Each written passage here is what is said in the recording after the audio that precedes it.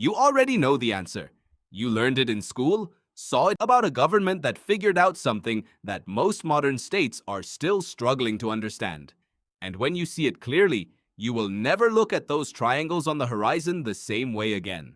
Start with the workers. For centuries, the dominant assumption was that the pyramids were built by slaves. The image was vivid and intuitive. It appeared in Hollywood films. It was taught in classrooms. In 1990, an American tourist was riding a horse near the Giza Plateau when the horse stumbled and broke through the ground. What the fall revealed was an entire buried city.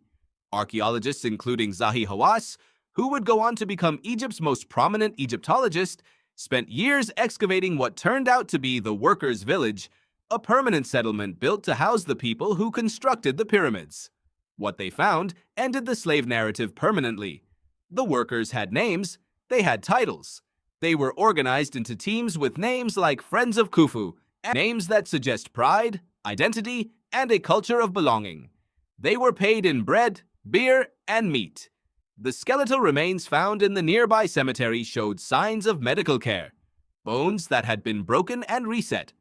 Amputations that the person survived, which means someone performed surgery and someone else kept that person alive during recovery. These were not expendable bodies. Mark Lehner, an archaeologist at Harvard University who has spent decades excavating the Giza Plateau, estimates that the permanent workforce at any given time numbered around 10,000 people. During peak construction seasons, that number may have swelled to as many as 30,000. But the key word is workforce, not slave labor. A managed, organized, compensated workforce. Why were they there? The Nile. Between June and September. When it flooded, the fields were underwater. No farming was possible. And you have hundreds of thousands of farmers sitting idle during flood season.